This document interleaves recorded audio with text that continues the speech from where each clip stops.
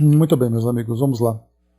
Nós vamos aqui para a nossa revista espírita, concluindo a nossa revista, julho de 1860. Nós estaremos aqui na terceira parte daquele artigo sobre os animais. Kardec, então, fazendo uma observação geral. Esse artigo ele se divide, então, nessas três partes. Na primeira, onde nós temos ali o espírito Charlet, que foi um pintor contemporâneo de Kardec, e ele, então, no plano espiritual, ele trouxe para nós, logo no início, vou até pegar aqui para nós acertarmos direitinho, ele colocou logo no início assim,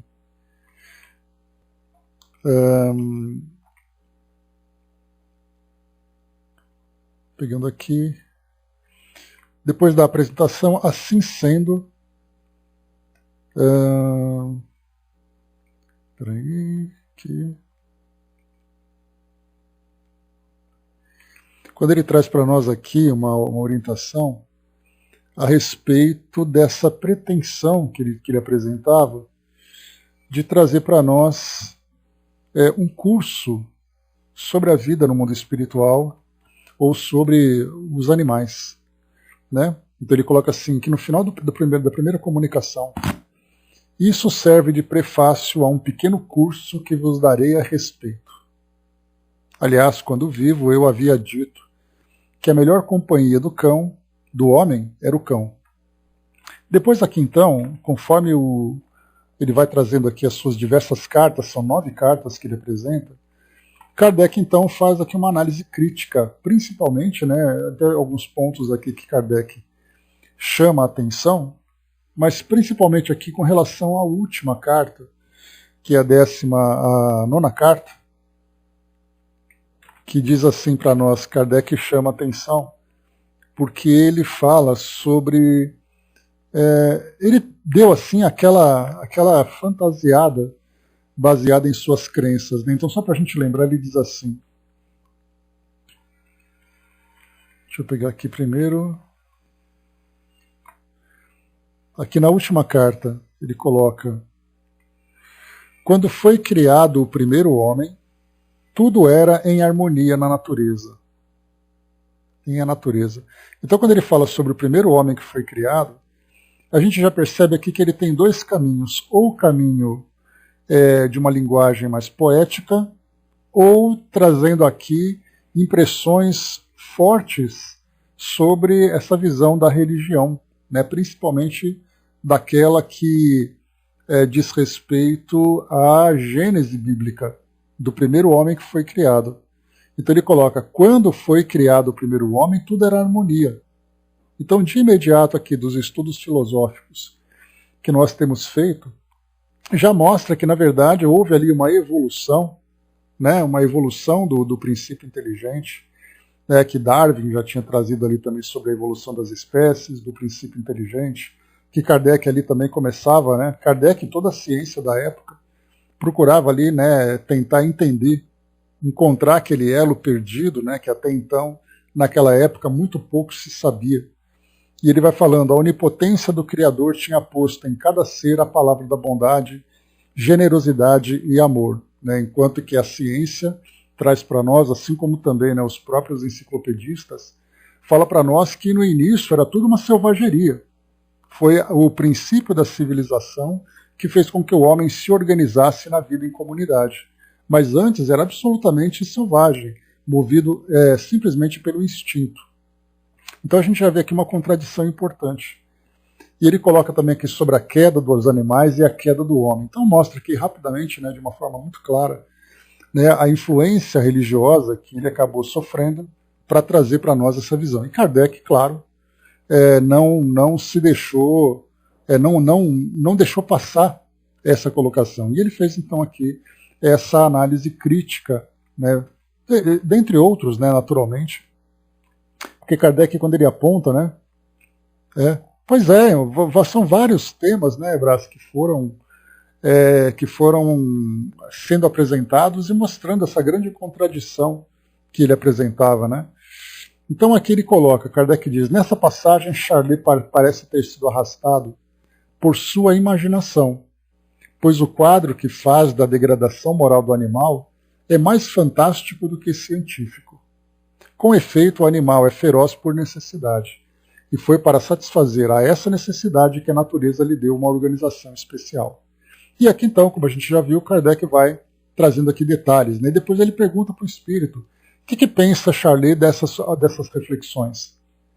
E aí então ele responde, só posso aprová-las.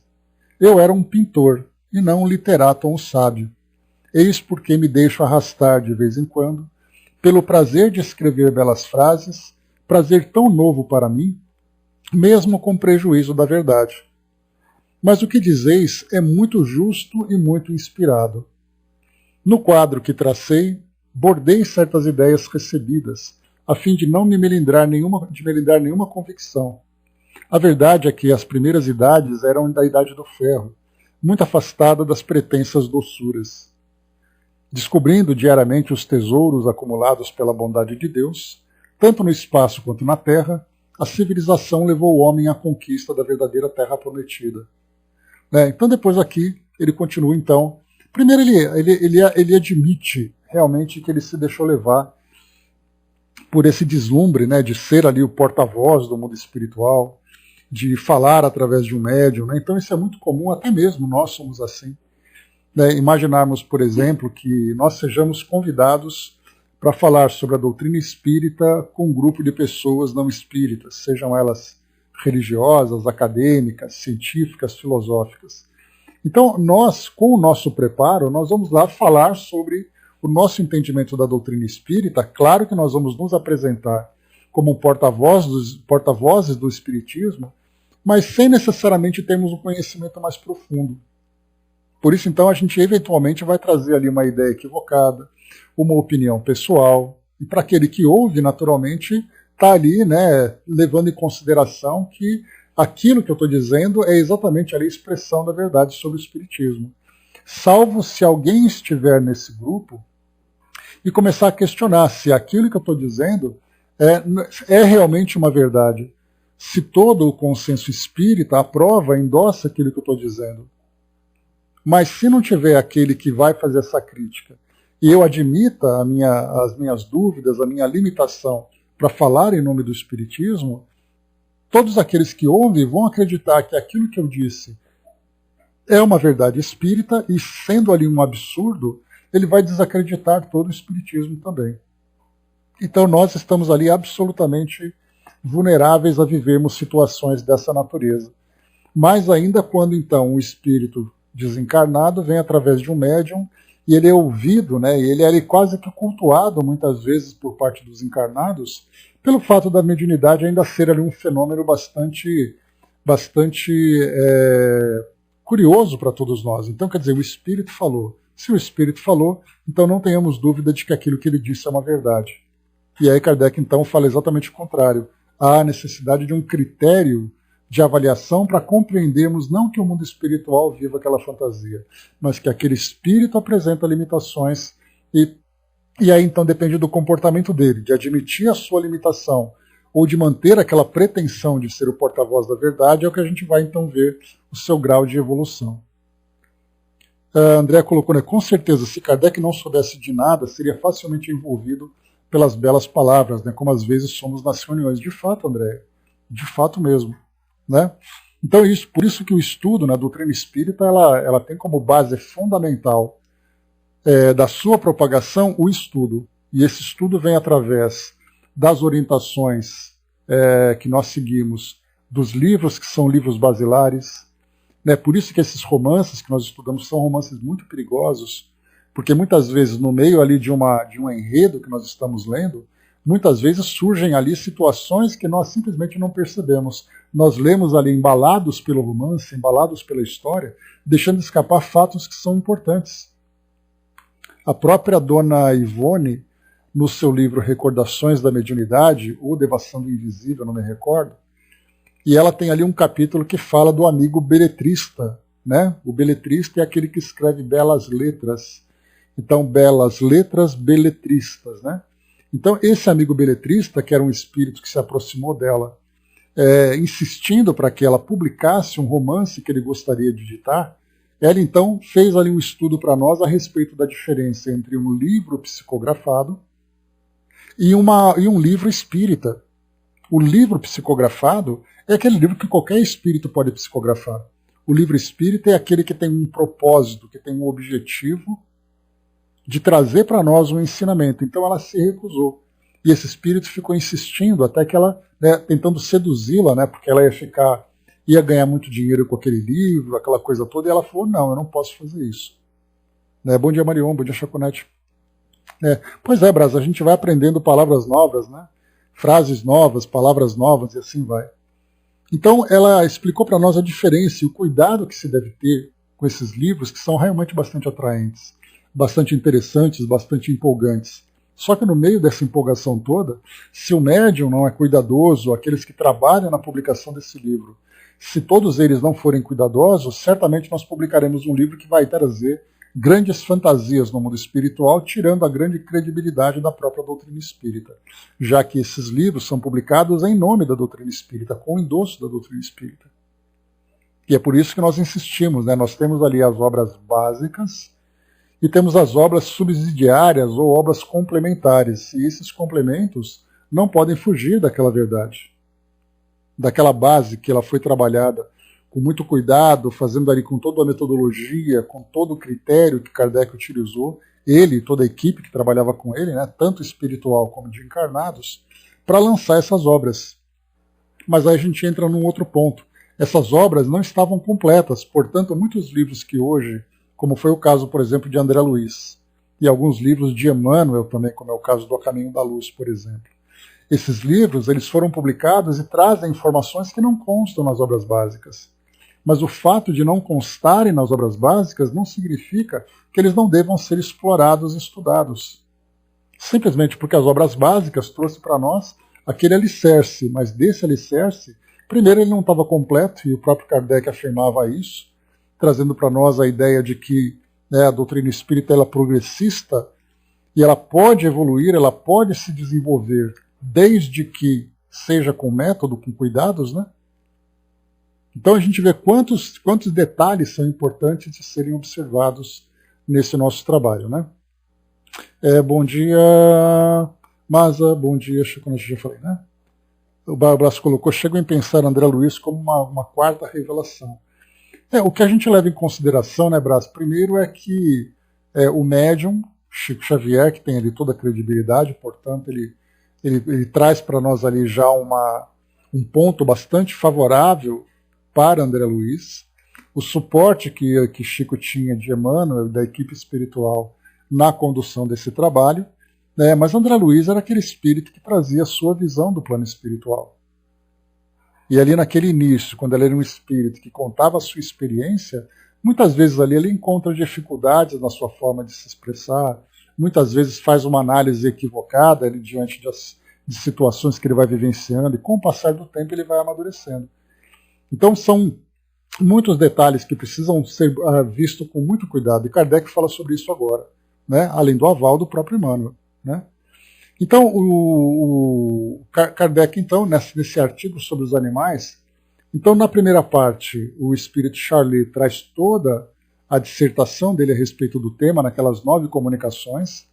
Na segunda parte, Kardec faz uma análise crítica daqueles pontos que são mais duvidosos, ou pontos que são mais curiosos, porque Kardec, muitas vezes, ele faz um comentário a respeito do que Charlie colocou, não com sentido crítico, mas com a ideia, com aquela visão de muitas vezes ter ficado impressionado com alguma coisa, e depois também ele traz ali uma correção, uma chamada de atenção.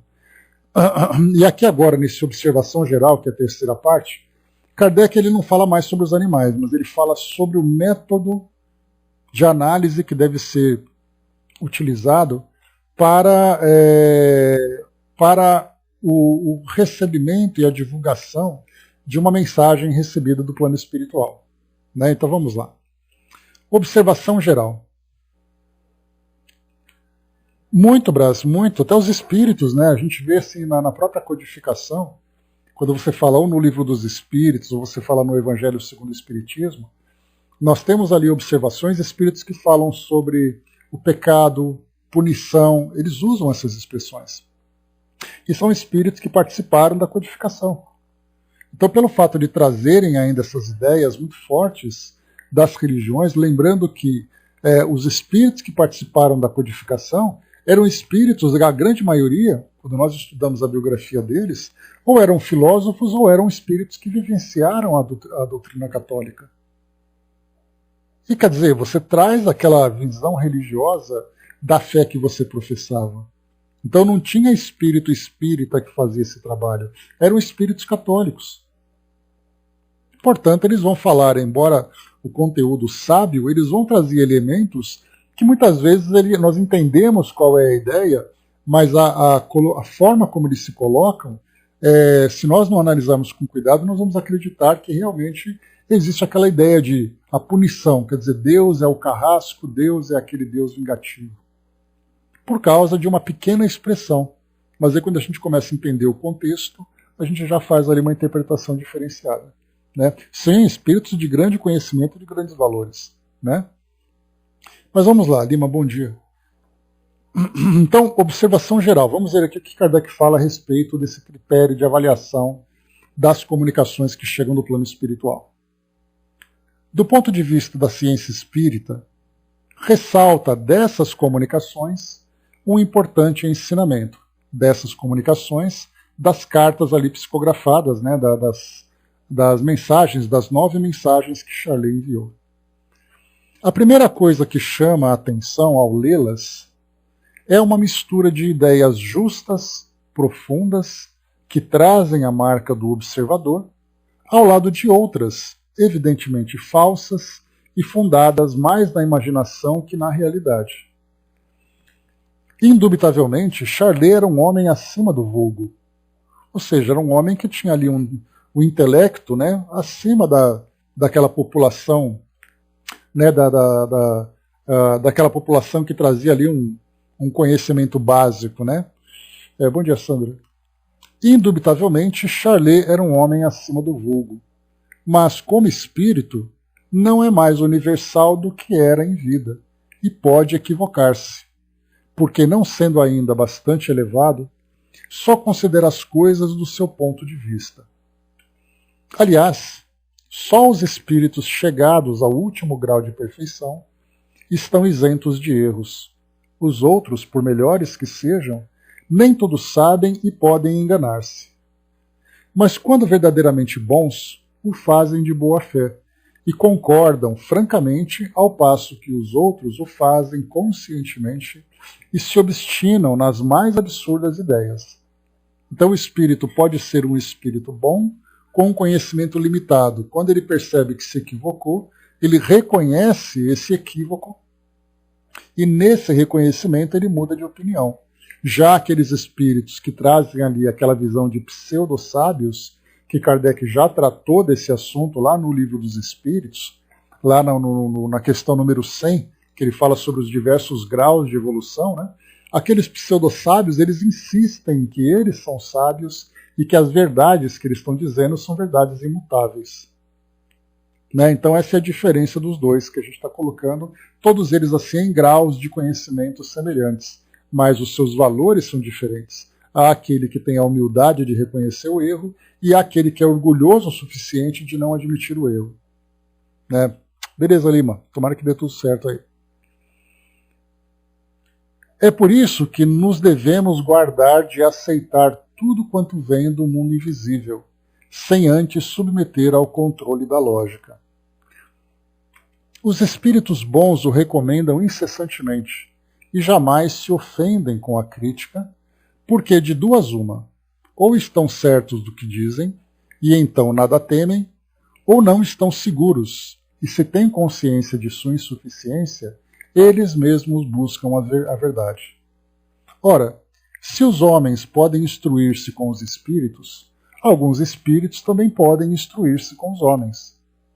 Os outros, ao contrário, querem dominar, esperando que suas utopias sejam aceitas por causa de sua condição de espírito. Então a gente vê, né, que quantos espíritos estão do outro lado e querem manter ali, né, a sua posição de controle, de verdade, né, de serem ali espíritos perfeitos. Né? E muitos médiuns aceitam essa influência.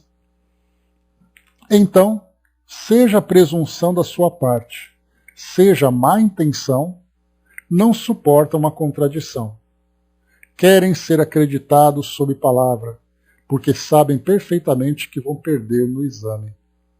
Então eles querem acreditar na palavra, ou seja, eu falei e está falado. Mas no exame a gente começa a fazer uma análise crítica e muitas vezes encontra ali alguma contradição. Ofendem-se a menor dúvida sobre a infalibilidade e soberbamente ameaçam vos abandonar como indignos de os ouvir. Assim, só gostam dos que se prostram de joelhos perante eles. Só para trazer um exemplo aqui, uma ilustração, houve uma situação no nosso trabalho do Espiritismo.net em que uma pessoa queria publicar artigos, né, artigos autorais, né, portanto, os artigos que ele mesmo escrevia, em nossas redes sociais. Né, e eu trabalhava naquela época cuidando dessa parte. Hoje, graças a Deus, já me livrei desse serviço, passando para outra amiga, né? Mas naquela época, então, ele me procurou e eu falei, olha, para você publicar, você me manda, e aí então eu leio, e se tiver tudo ok, a gente publica. E a resposta que ele me deu foi, eu não vou ficar submetendo meus artigos para aprovação de ninguém. Se vocês não querem, então eu não publico. Né? Então a gente, ok, muito obrigado, foi bom te conhecer, vai com Deus, boa sorte. Né? Então esse tipo de resposta que ele me deu na época é uma resposta muito típica que muitas vezes nós encontramos dos próprios espíritos. O médium, então, recebe aquela comunicação, o médium, tendo ali o estudo, tendo ali aquela base crítica, ele então vai dizer para o espírito, olha, mas o que você está me dizendo é algo muito sério, eu não posso concordar com isso. Se você não concorda, eu vou procurar quem concorda, então. E aí, então, ele pega as coisas dele e vai embora. Né? Então, a gente vê isso exatamente que Kardec coloca. Seja a presunção, ou seja, aquela presunção de que ele é o dono da verdade, seja com má intenção de realmente trazer a confusão, esses espíritos já mostram, pelo tipo de comportamento, o seu grau de elevação. Não há homens assim, acabei de contar um para vocês, né? Ou a mesma coisa acontece, por exemplo, não em artigos, mas em palestras. Um palestrante fez um comentário e a gente fala, olha, aquilo que você colocou não é bem assim. O livro que você citou, aquela passagem do Evangelho que você comentou, olha, na verdade ele tem uma construção diferente. E aí então esse palestrante ele tem duas situações, né? Reconhecer dizendo, realmente eu falei errado, me desculpe, eu vou corrigir na próxima.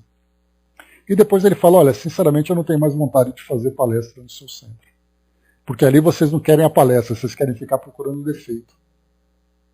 Ou seja, né? A gente vê exatamente esse mesmo comportamento, seja no mundo físico, seja também no mundo espiritual. E todos nós estamos vulneráveis a isso. Né? Não há homens assim, e devemos admirarmos de os encontrar com as suas extravagâncias no mundo dos espíritos.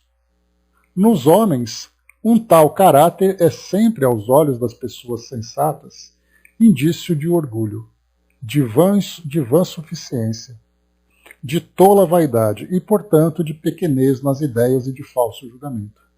Manda, Dudu, por favor. O que seria um sinal de inferioridade moral nos homens não poderia ser um sinal de superioridade nos espíritos. Né? Então, essa primeira parte que nós temos aqui. Deixa eu ver rapidamente o que trouxe para nós.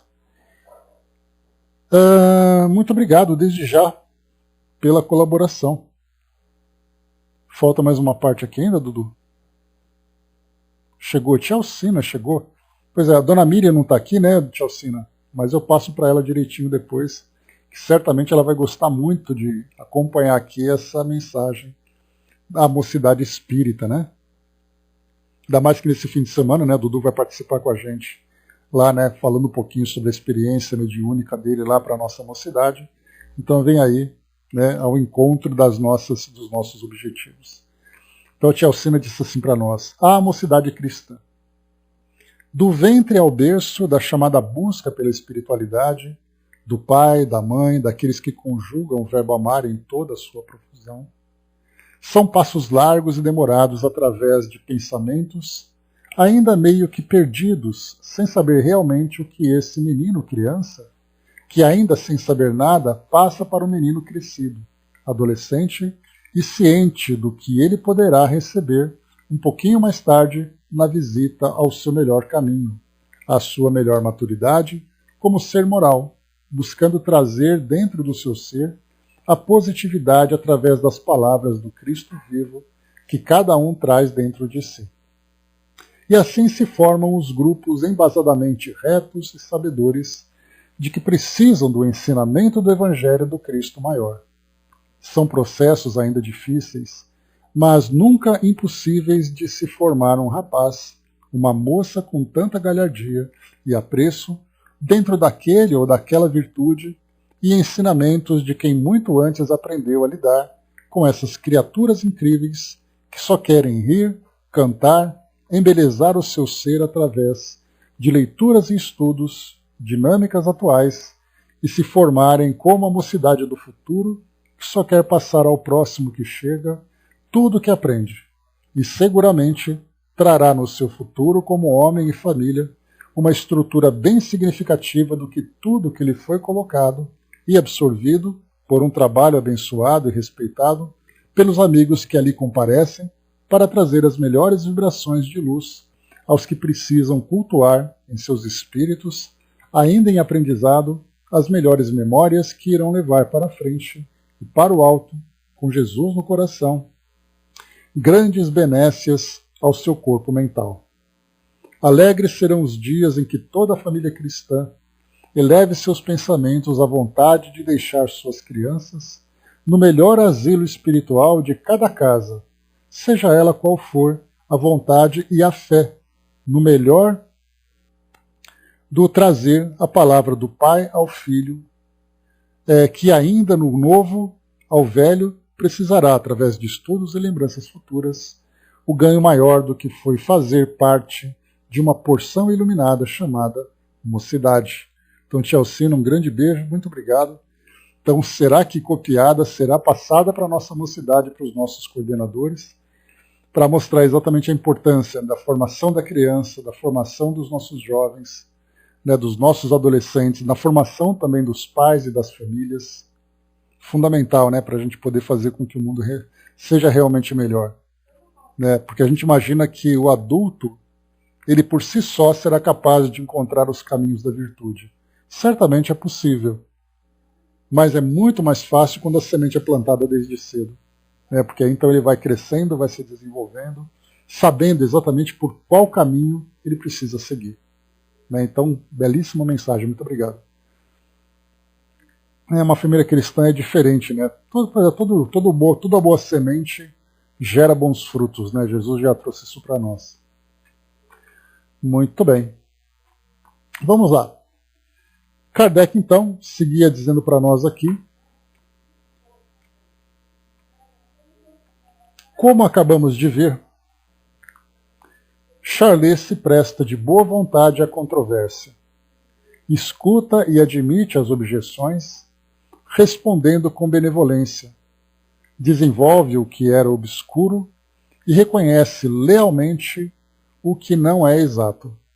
Numa palavra, não quer passar por mais sábio do que é, e nisso prova mais elevação do que obstinar-se nas ideias falsas, a exemplo de certos espíritos que se escandalizam ao simples anúncio de que suas comunicações parecem suscetíveis de comentários. Ficam escandalizados, O que ainda é próprio desses espíritos orgulhosos é a espécie de fascinação que exercem sobre seus médiuns. Kardec aqui destacou seus médiuns, por meio da qual, algumas vezes, os fazem compartilhar dos mesmos sentimentos. Dizemos de propósito seus médiuns, porque deles se apoderam e neles querem ter instrumentos que agem de olhos fechados. De maneira alguma se acomodariam a um médium perscrutador, ou que visse bem claro. Não se dá também o mesmo entre os homens? Quando o encontram, temendo que lhe escape, lhe inspiram um afastamento de quem quer que o possa esclarecer. isolam-no de certo modo, a fim de poderem agir com inteira liberdade ou só o aproximam daqueles de que nada tem a temer. E para melhor lhes captar a confiança, se fazem de bons apóstolos, usurpando o nome de espíritos venerados, cuja linguagem procuram lhe imitar. Mas por mais que façam, jamais a ignorância poderá simular o verdadeiro saber, nem uma natureza má a verdadeira virtude. O orgulho sempre se mostrará, sob o manto de uma falsa humildade, e porque temem ser desmascarados, evitam a discussão e afastam seus médiuns. Márcia, bom dia, embaixador. Não há ninguém que, julgando friamente, sem prevenção, não reconheça como má uma tal influência, porquanto se torna evidente, ao mais vulgar bom senso, que o espírito verdadeiramente bom e esclarecido jamais procurará exercê-la. Pode-se, pois, dizer que todo médium que a ela se submete está sob o império de uma obsessão, da qual deve procurar desembaraçar-se o quanto antes. O que se quer, antes de tudo, não são comunicações a qualquer preço, mas comunicações boas e verdadeiras. Ora, para se obter boas comunicações, são necessários bons espíritos, e para ter espíritos bons, é preciso ter bons médiuns, livres de toda a influência má. A natureza dos espíritos que habitualmente assistem o médium é, pois, uma das primeiras coisas a considerar. Então, primeiro, a natureza dos espíritos que assistem alguns médiums é uma das primeiras coisas que devemos considerar. Então, um médium que tem o espírito que traz ali comunicações equivocadas, comportamentos ali muitas vezes duvidosos, já mostra ali que esse é um ponto que já deve ser considerado, mostrando que não é uma boa relação. Para conhecê-la com exatidão, há um critério infalível, e não é nos sinais materiais, nem nas fórmulas de evocação ou de conjuração que será encontrada. Esse critério está nos sentimentos que o espírito inspira ao médium.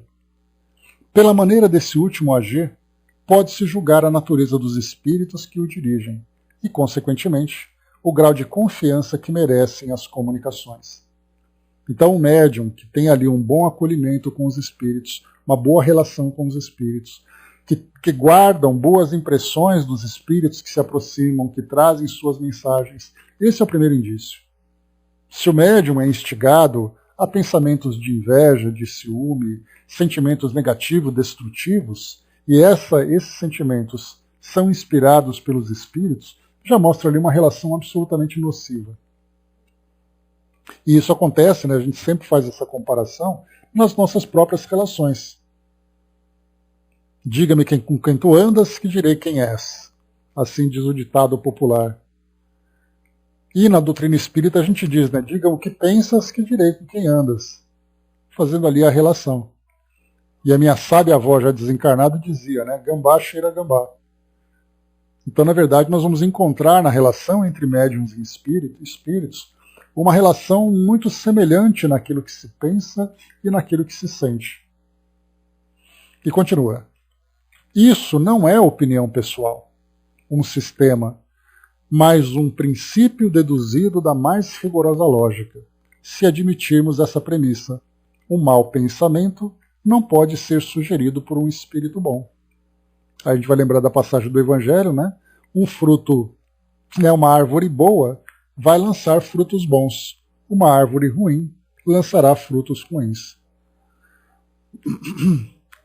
Enquanto não se provar que um espírito bom pode inspirar o mal, diremos que todo ato que se afaste da benevolência, da caridade e da humildade, ou que denote ódio, inveja, ciúme, orgulho ferido ou simples acrimônia, só pode ser inspirado por um espírito mau, ainda que este pregasse hipocritamente as mais belas máximas, porquanto, se fosse verdadeiramente bom, ele o provaria pondo seus atos em harmonia com suas palavras.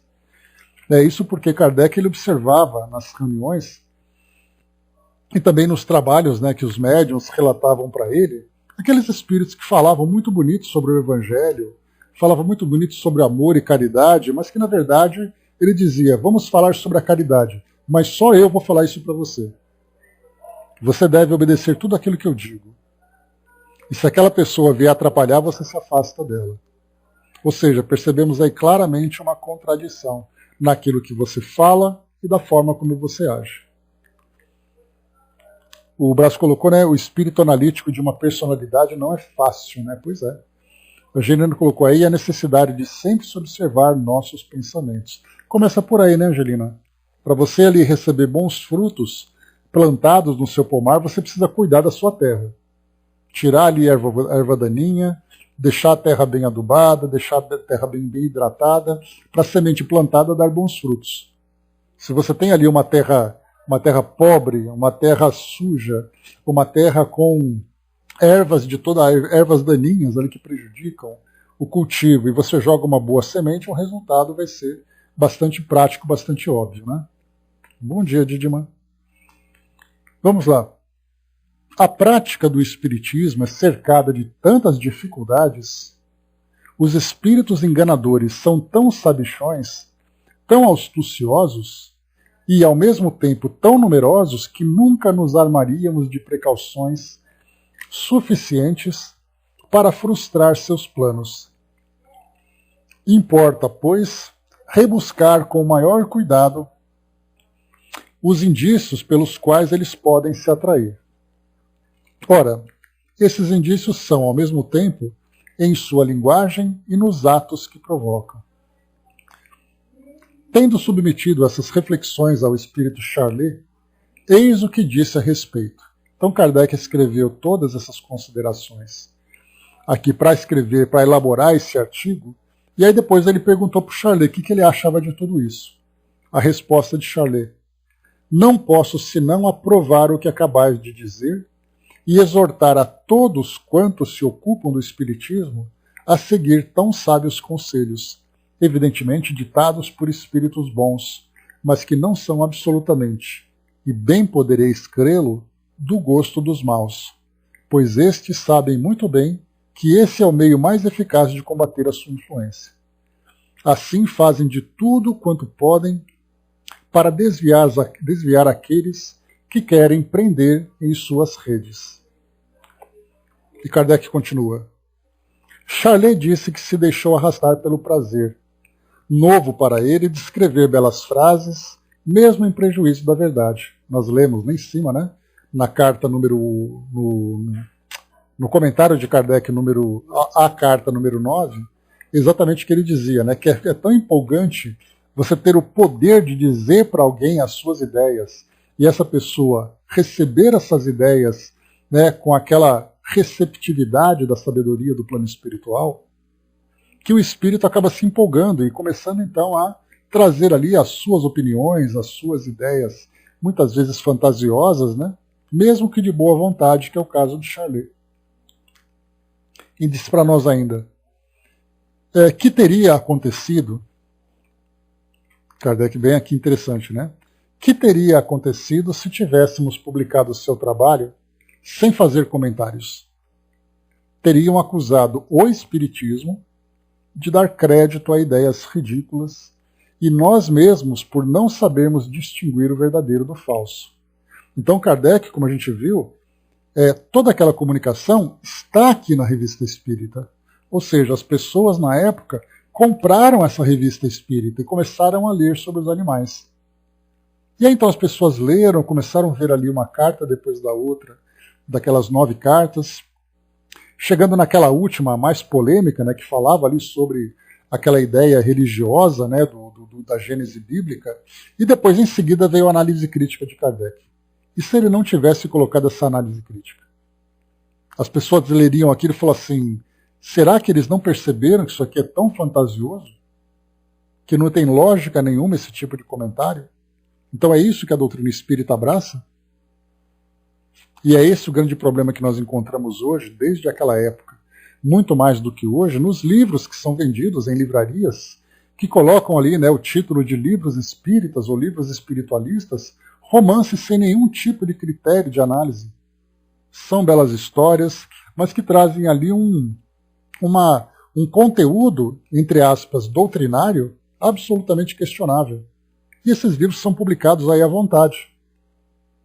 Inclusive, há pessoas, o que é muito interessante, que acabam fazendo críticas às federações e à própria Federação Espírita Brasileira. Por que vocês permitem que esses livros sejam publicados? Simplesmente porque não cabe às federativas. E a federação não tem um papel fiscalizador, tem um papel orientador. Então elas não podem proibir, não podem impedir. Da mesma forma que na época, quando a gente teve aquele carnaval no Rio de Janeiro, em que uma escola de samba do grupo de acesso falava sobre comunicação.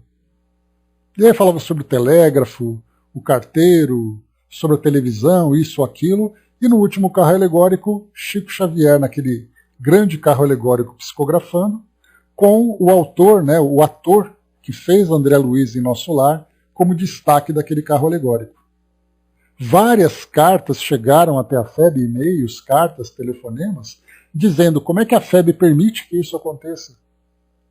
E a FEB respondeu, nós não somos fiscalizadores. Se você se sentiu ofendido com aquilo, entre com recurso na justiça para você ter ali os seus danos, né, os danos morais recompensados ou reparados. Então por isso que nós temos essa liberdade de expressão hoje. As pessoas podem pegar um livro, e eu mesmo recebo, não sei de onde pegaram meu e-mail, recebo orçamentos para livros dizendo, né, que se você quiser publicar o seu livro, que eu não tenho livro nenhum, mas se você quiser publicar o seu livro, nós cobramos tantos reais, fazemos a capa e fazemos a revisão. Ou seja, basta simplesmente que eu tenha um conteúdo, submeto àquela empresa, eles vão fazer ali uma análise e depois vão publicar. E eu vou vender esses livros aonde eu quiser. Agora, cabe a quem fazer essa seleção? Exatamente aqueles que se interessam por essas publicações, tendo como referência exatamente as bases da doutrina através dos estudos. Isso é muito sério nos tempos de hoje. Filmes, livros, novelas, seriados, falando sobre o mundo espiritual. Qual exatamente a verdade? Angelina colocou, né, existem espíritos que sopram ideias negativas, mas o dever e o nosso do conhecimento da doutrina para ser vítima desses espíritos, né? O que a gente vai perceber, Angelina, também aqui, é que, nesse caso, há esses espíritos que inspiram essas ideias negativas para fazer com que o médium sofra as consequências desse negativismo nas suas ações do dia a dia. Mas nesse caso aqui o que Kardec fala é sobre comunicações também. E há então aquelas ideias negativas que são inspiradas e o médium escreve e depois divulga aquilo ou toma aquilo como uma verdade, esse é o grande prejuízo se ele não tiver um senso crítico. De ter exatamente esse filtro, né, Brás, que vem a partir da base de estudos que a gente desenvolve. Nas casas espíritas, nos grupos de estudos, onde quer que seja. Né, então, começa por aí. Vamos em frente.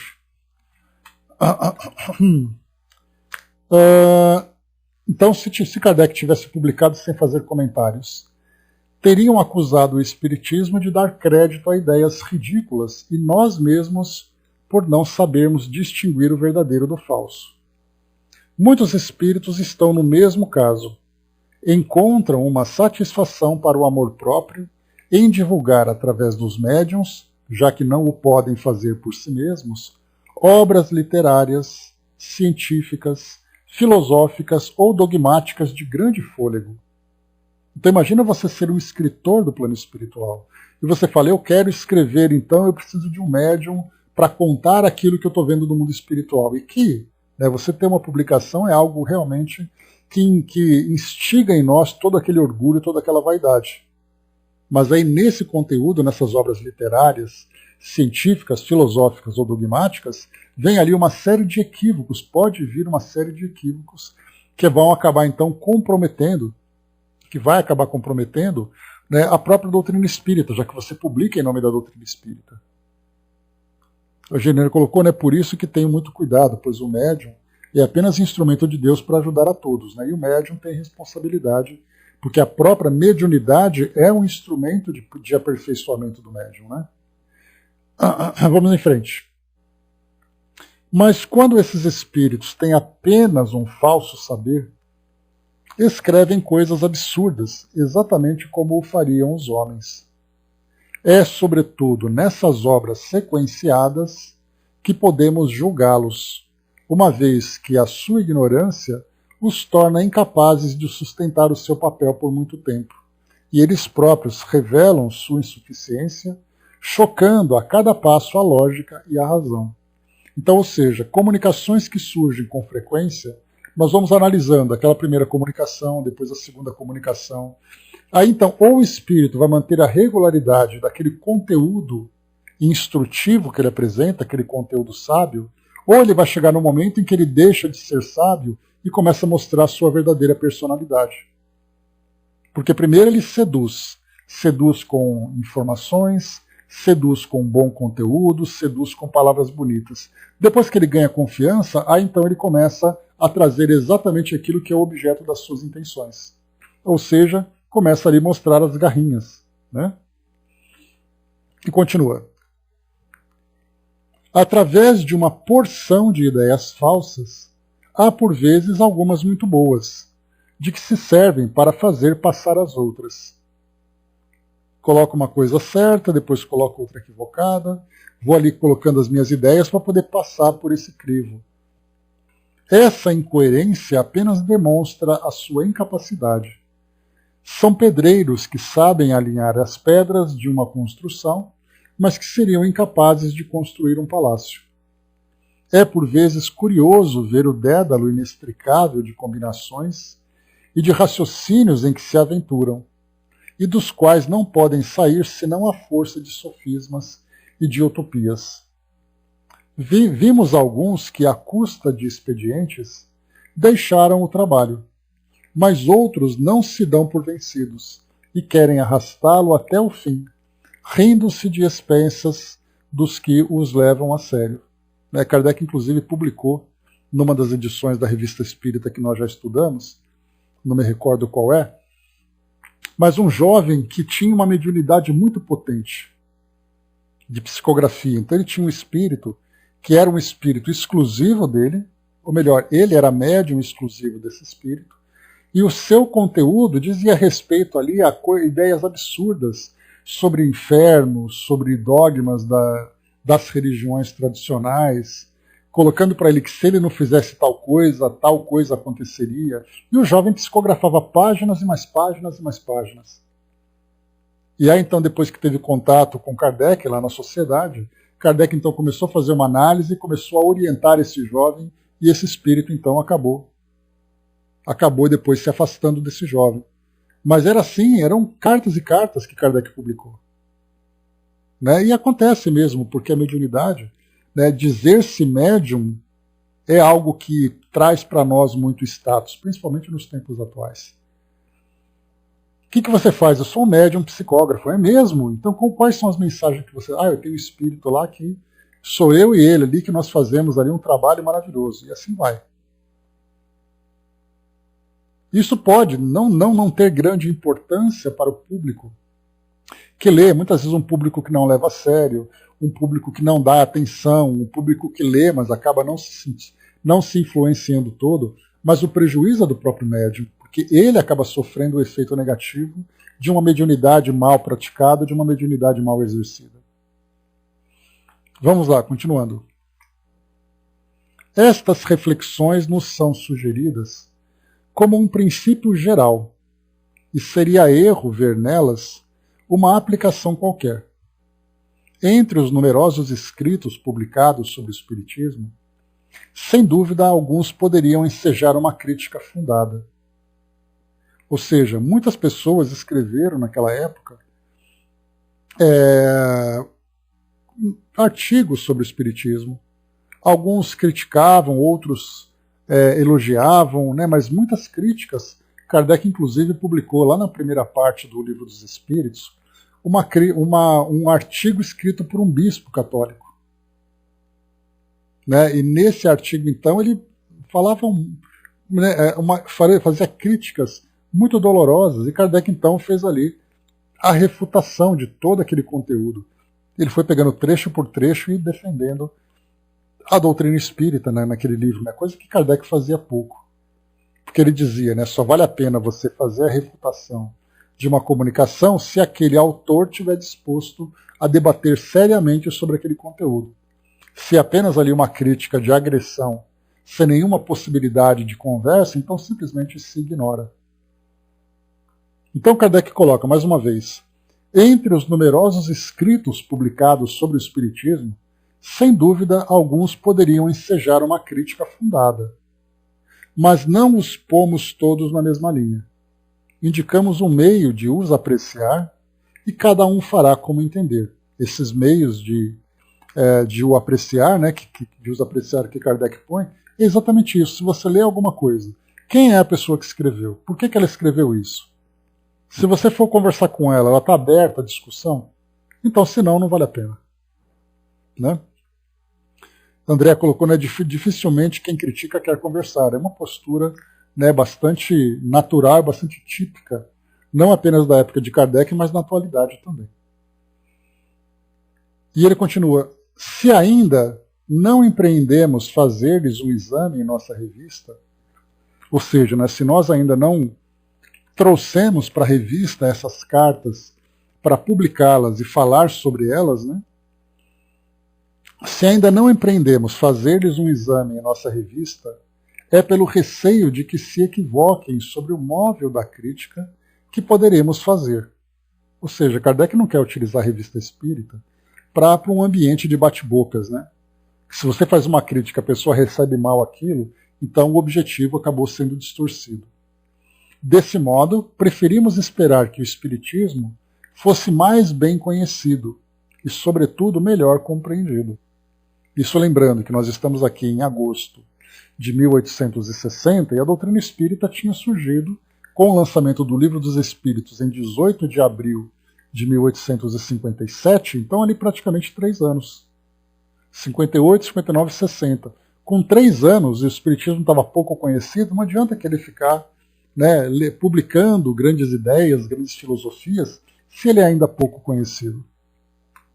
Assim, nossa opinião, apoiada em base geralmente admitida, não poderá ser suspeitada de parcialidade. O que esperamos acontece todo dia, pois vemos que, em muitas circunstâncias, o julgamento da opinião adianta ser o nosso.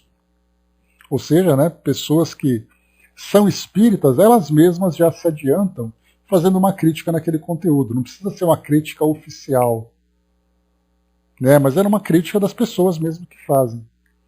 Só temos, portanto, que aplaudir nossa reserva. Empreenderemos este exame quando julgarmos oportuno o momento. Mas já se pode ver qual será a base de nossa apreciação. Esta base será a lógica, da qual cada um poderá fazer seu próprio uso, pois não alimentamos a tola pretensão de lhe ter o privilégio. A lógica, com efeito, é o grande critério de toda a comunicação espírita, como o é de todos os trabalhos humanos. Sabemos perfeitamente que aquele que raciocina dessa maneira errada julga ser lógico. Ele o é à sua maneira, mas apenas para si e não para os outros. Quando uma lógica é rigorosa, como 2 e 2 são 4, e as consequências são deduzidas de axiomas evidentes, axiomas são aqueles princípios de verdades, né? E o bom senso geral, cedo ou tarde, faz justiça a todos esses sofismas. Acreditamos que as proposições seguintes têm esse caráter. Então Kardec coloca aqui alguns itens que resumem exatamente esse critério de bom senso geral para a análise das comunicações. Então ele diz assim, primeiro, os espíritos bons não podem ensinar e inspirar senão o bem. Assim, tudo que não é rigorosamente bem não pode vir de um espírito bom. Alguém tem alguma crítica sobre isso que Kardec colocou? Então por isso que a gente vê a lógica que ele fala para nós aqui, né? Alguém contesta esse primeiro tópico? Segundo, Os espíritos esclarecidos e verdadeiramente superiores não podem ensinar coisas absurdas. Assim, toda comunicação eivada de erros, manifestos ou contrários aos dados mais vulgares da ciência e da observação, só por isso atesta a inferioridade de sua origem. E aqui a gente vai encontrar esse tipo de situação na nossa vida cotidiana. Né? Nesse período, por exemplo, de pandemia, o comportamento de muitas pessoas contradiz exatamente aquilo que a própria ciência, que a própria lógica fala a respeito, né, de vacinação, a respeito de distanciamento social, a respeito de máscaras para proteger as pessoas, a respeito ali do uso de álcool para fazer asepsia, dos cuidados em geral. Então, quer dizer, o bom senso diz isso para nós. E aqueles que pregam um comportamento contrário, que é exatamente colocado, né? Toda comunicação eivada de erros manifestos, ou seja, toda conduta, né? Vamos tirar comunicação e colocar conduta, eivada de erros manifestos, ou contrário aos dados mais vulgares da ciência e da observação, só por isso atesta a inferioridade da sua origem. Então a gente viu aqui que na prática nós conseguimos encontrar elementos que trazem para nós aqui a realidade dessas orientações no que diz respeito às comunicações. Terceiro, a superioridade de um escrito qualquer está na justeza e na profundidade das ideias, e não na forma material e na redundância do estilo. Assim, toda comunicação espírita, em que há mais palavras e frases brilhantes do que pensamentos consistentes, não pode porvir de um espírito verdadeiramente superior. A gente vai encontrar também aqui em artigos que nós lemos, né, nos meios de comunicação, na internet de modo geral, aquele texto pode estar bem escrito, com palavras bonitas, mas se a sua essência, o seu conteúdo, traz para nós uma mensagem equivocada, aquilo que os itens anteriores, os dados mais vulgares da ciência, da observação, do bom senso, da lógica, das boas intenções e tudo mais, por mais bem escrito que esse artigo esteja, ele simplesmente mostra a sua inferioridade. 4.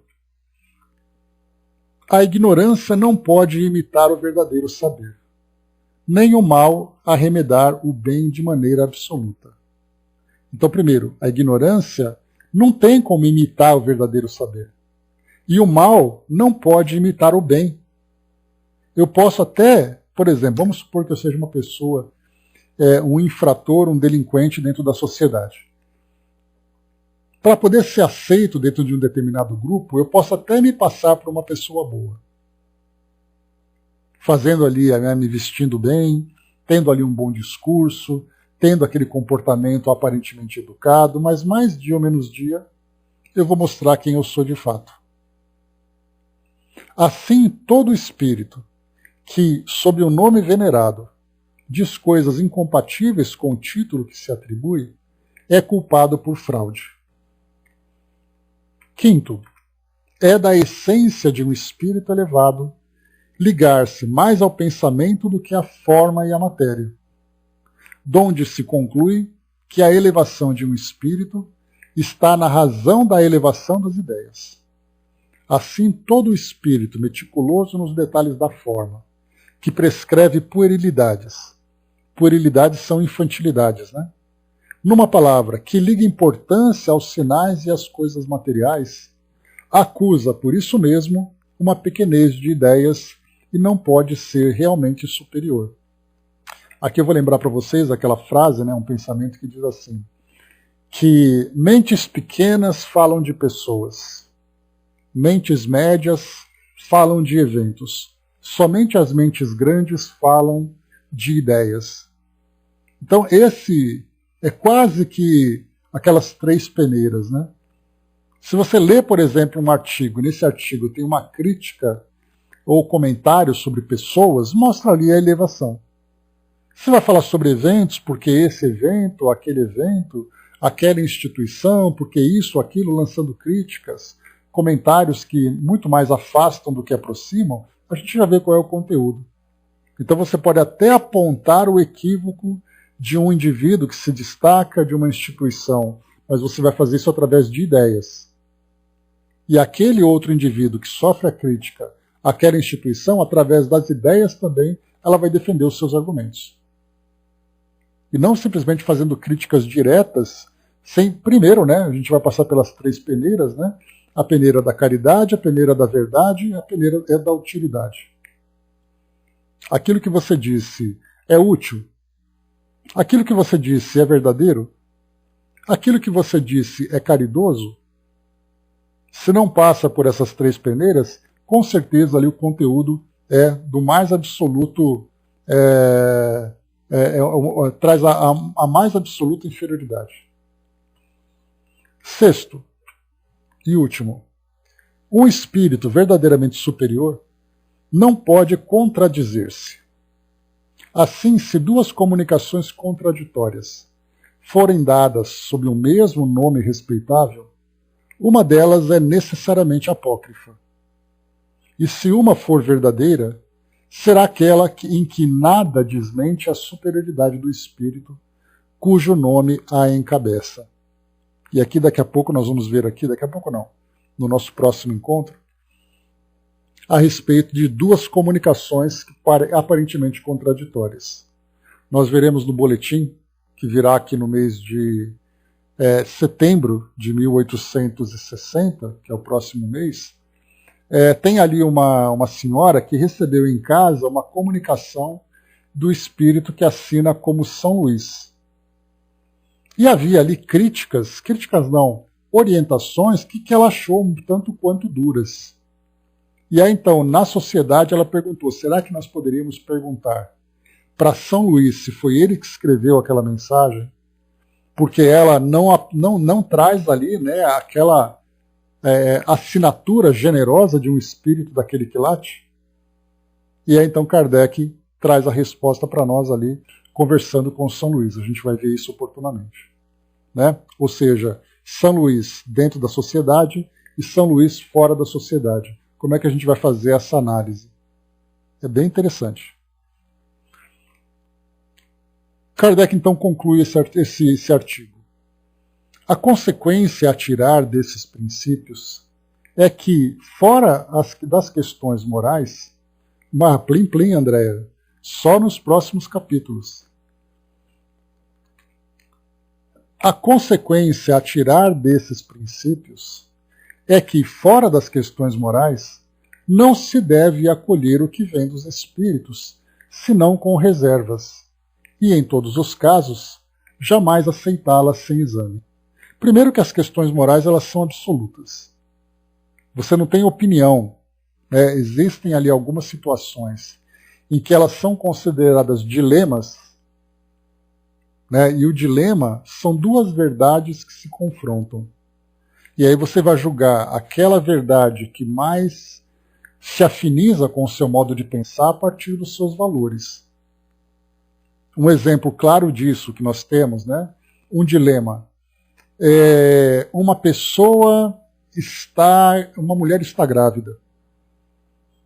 E ela, então, essa gravidez vai trazer para ela complicações seríssimas com relação à sua saúde. Ela deve abortar ou não? E aí então levanta aquela interrogação e a gente começa a discutir os prós e contras daquele ato do aborto. O caso da pena de morte. Grandes segmentos da nossa sociedade discutem a validade ou não da pena de morte. Alguém que cometeu ali vários assassinatos dos mais cruéis, é justo que ele seja executado? Então esses são dilemas que cada um tem a sua opinião, e para que a gente possa tomar uma decisão, a gente precisa de uma referência moral. Essa referência moral, por exemplo, para nós que seguimos a doutrina espírita, que tem uma base moral cristã, nós vamos então pensar quais são as orientações de Jesus. O que Jesus faria se tivesse naquele momento, diante daquela situação? E aí então nós temos uma referência. Então, como a gente percebe, esses dilemas que vão surgindo para nós, vão trazer ali, né, sempre essas questões a serem analisadas moralmente. Então, moralmente é o que a gente vai encontrar aqui. Quer dizer, de um modo geral, fora as polêmicas, fora os dilemas, nós temos, de um modo geral, né, um padrão nesses ensinamentos de Jesus. Estudando o Evangelho, compreendendo as suas orientações, vendo ali as boas aventuranças, né? Vendo para nós ali também as suas orientações através de parábolas. Então, estudando o Evangelho, nós formamos um arcabouço moral para que a gente possa ter essa orientação nas situações do nosso cotidiano. Por isso, então, Kardec coloca, tirando desses princípios, é que fora das questões morais, você não deve acolher simplesmente aquilo que os espíritos trazem. Ele vai falar sobre, por exemplo, Kardec, quando recebeu orientações a respeito de Júpiter, ali a gente vê que não tem nenhuma questão moral para falar se é justo ou se não é justo, se é caridoso ou se não é caridoso. Ele está falando de uma habitação que existe num outro planeta. Quando ele publicou essas orientações, ele colocou uma observação: estamos informando a título de inventário para algo que nós não podemos confirmar. Portanto, o tempo que vai mostrar para nós se isso é verdadeiro ou não. Agora, se traz um artigo sobre humildade, quando nós compreendemos o significado da humildade, ou você é humilde ou você não é humilde, não tem meio termo. A humildade no Brasil é diferente da humildade no Japão. Humildade é humildade. A caridade no Brasil é diferente da caridade lá na Arábia Saudita. Não, caridade é caridade. Então, inclusive, esse foi um dos pontos-chave que Kardec utilizou na elaboração do Evangelho segundo o Espiritismo. Porque o Evangelho segundo o Espiritismo, Kardec dizia, não importa os fatos que estão relatados no Evangelho, não importa as datas, não importa os nomes, o que importa são os ensinamentos do Evangelho. Por isso o Evangelho segundo o Espiritismo se baseia nesses princípios morais, porque eles são imutáveis. O católico pode até dizer, olha, esse Evangelho de vocês é uma mentira, então vamos abri-lo e vamos conversar sobre ele. Jesus disse que bem-aventurados os mansos e humildes. Tá, a sua Bíblia fala a mesma coisa? Fala, então não tem discussão. Ah, mas no seu livro fala sobre reencarnação. O meu não fala, então vamos discutir esse assunto para ver qual é a lógica dele. Então a gente vê que tem temas que podem ser debatidos por uma questão de dogma, por uma questão de falta de informações, mas aquilo que é moral não tem como. Exato, Brasil. E quando Jesus trouxe essa mensagem, na verdade ele trouxe para nós uma lei que é universal, não é a lei dele. Não foi Jesus que veio ensinar as suas próprias leis. Ele veio simplesmente divulgar uma lei que rege todo o universo, por isso que ela é universal. E é o que Kardec coloca, fora desses princípios morais, o resto pode ser debatido, questionado, até que você encontre provas irrefutáveis a respeito disso. E continua. Daí decorre a necessidade de se ter a maior circunspecção na publicação dos escritos emanados dessa fonte, sobretudo quanto, pela estranheza das doutrinas que encerram, ou pela incoerência das ideias, podem prestar-se ao ridículo.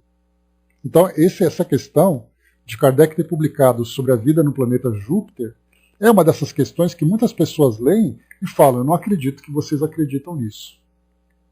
Kardec foi muito corajoso, mas ele deixou a observação que foi apenas a título de inventário, que a gente não tem como provar que tem vida em Júpiter, nem vida em Marte, até porque nós temos máquinas humanas em Marte fazendo uma análise e nada foi apresentado lá. Então isso tudo fica assim, a título de discussão. Foi apenas uma informação com essas ressalvas, mas que futuramente será devidamente comprovada. Agora, aquilo que é moral, não. Não dá para dizer que não, a sua moral é diferente da minha. Das leis morais, né? Daí decorre a necessidade de se ter maior circunspecção na publicação dos escritos emanados dessa fonte, sobretudo quando, pela estranheza das doutrinas que encerram, ou pela incoerência das ideias, podem prestar-se ao ridículo. é preciso desconfiar do pendor de certos espíritos para as ideias sistemáticas e do amor próprio que buscam espalhar. Assim é, sobretudo nas teorias científicas, que precisa haver extrema prudência, guardando-se de dar precipitadamente como verdades sistemas por vezes mais sedutores que reais, e que cedo ou tarde podem receber um desmentido oficial. Que sejam apresentados como probabilidades, se forem lógicos, e como podendo servir de base para observações ulteriores. Admite-se, mas seria imprudência tomá-los prematuramente como artigos de fé. É o caso, mais uma vez, da vida em Júpiter e da vida em Marte. Você pode dizer como probabilidade, como relato que o Espírito trouxe, mas dizer assim, não, absolutamente tem. Tem mesmo? Então me prova. Diz o provérbio, nada é mais perigoso do que um amigo imprudente. Agora é o caso dos que, no Espiritismo, se deixam levar por um zelo mais ardente que refletido. Então, finalizamos por aqui esse trecho. E só para a gente concluir aqui o próximo item agora, rapidamente, é uma bibliografia, Kardec só traz aqui uma pequena nota avisando, né? Anunciamos a continuação de O Livro dos Espíritos, sob o título Espiritismo Experimental, que deveria ter sido publicado em abril último. O trabalho foi retardado por algumas circunstâncias independentes de nossa vontade e, sobretudo, pela maior importância que julgamos dever lhe dar. Hoje está no prelo. Sua data de aparição será conhecida ulteriormente. Então, esse espiritismo experimental, ele é, na verdade, o livro dos médiuns. Né? Porque o Kardec, quando lançou o Livro dos Espíritos, logo depois as pessoas ficaram muito curiosas. Poxa, mas isso aqui foi recebido através de uma psicografia? Eu também quero aprender. Como é que eu faço para receber tudo isso? Então ele lançou, em 1858, um livro muito interessante chamado, deixa eu pegar aqui que eu sempre esqueço o nome dele, chamado Instruções Práticas sobre as Manifestações Espíritas. Instruções Práticas sobre as Manifestações Espíritas. Isso em 1858. Então Kardec lançou o Livro dos Espíritos, depois em 57 isso, né? Em 58 ele lançou esse Instruções Práticas, que era ali um livro, um manualzinho rápido, mas enquanto isso ele estava trabalhando na elaboração desse espiritismo experimental. Quando a gente abre a capa do Livro dos Médiuns, nós vamos ver ali Espiritismo Experimental, o Livro dos Médiuns ou o Manual dos Evocadores.